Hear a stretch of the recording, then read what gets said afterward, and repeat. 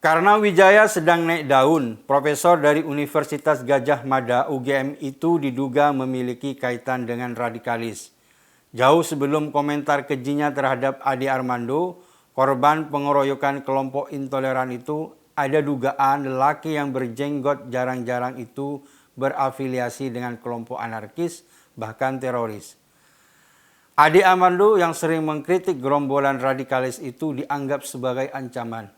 Maka kalau sampai ada kata-kata dicicil, disembelih, atau menertawakan celana yang diturunkan oleh pengeroyok itu sudah menjadi sifat alaminya. Itu lahir dari kedalaman hatinya. Hal itu dimulai ketika dia mahasiswa. Ada seorang mentor bernama Syahirul Alim. Orang ini adalah pentolan DI atau NII, Darul Islam atau Negara Islam Indonesia yang di zaman Orde Baru sudah berpangkat Amir.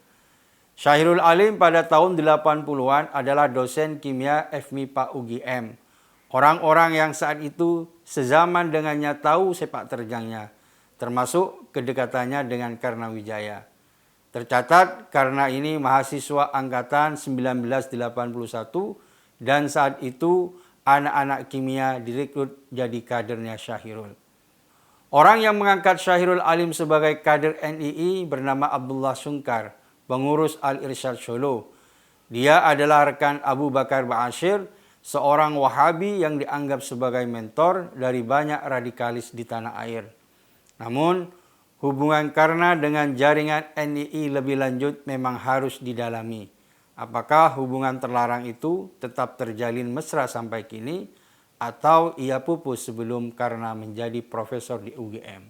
Karnawijaya menikah dengan Titik Nurhasanah. Sang istri adalah pembenci Jokowi Tulen. Ia juga mendukung demo untuk menjungkalkan presiden. Kata-katanya pedas. Ia menyebut Ade Armando dengan sebutan tikus, kemudian diralatnya menjadi babi. Kata-katanya tidak cocok dengan jilbab besar yang dikenakannya, karena tujuan dari jilbab besar itu untuk menunjukkan kesalehan pemakainya. Titik memang tidak pantas mewakili kelompok manapun, karena pakaian memang tidak otomatis menunjukkan perangai seseorang. Tapi mestinya busana itu mencerminkan kehormatan pemakainya.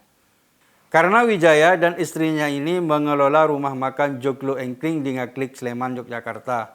Konon ini adalah salah satu fundraising kelompoknya. Tapi belakangan, begitu ketahuan perangai pemiliknya, netizen menyerbu Google dan memberikan bintang 1 pada reviewnya. Titik merupakan pendukung Anies Baswedan yang militan. Dia berstatus sebagai bendahara umum relawan alumni Gadjah Mada Relagama yang mendukung pencapresan Anies. Titik belum lama ini sibuk membagikan stiker bergambar Anies di seputaran Jogja. Kenapa orang seperti Karnawijaya ini bisa menjadi profesor di UGM? Bukankah jejaknya bisa ditelusuri sebelumnya? Kalau keturunan PKI saja bisa dilacak, kenapa orang-orang yang berafiliasi dengan NII tidak? Bukankah mereka jauh lebih berbahaya?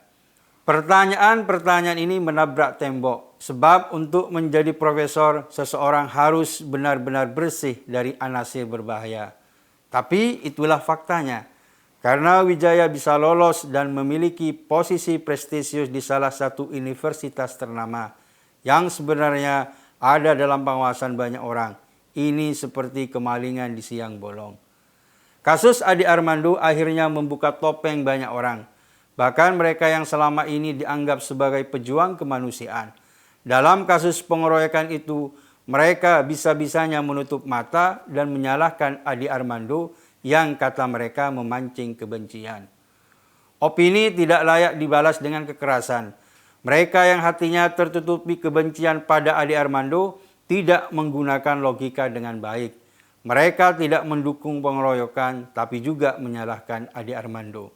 Ini namanya bersifat permisif terhadap pelaku kekerasan. Istilahnya victimizing the victim, seperti menyalahkan korban perkosaan karena pakaiannya. Rektor UGM, Panut Mulyono, memastikan kampus akan segera memproses orang yang bersangkutan sesuai dengan aturan kode etik yang berlaku. Kasus ini sudah bergulir di Dewan Kehormatan Universitas. Semoga UGM berani bertindak tegas.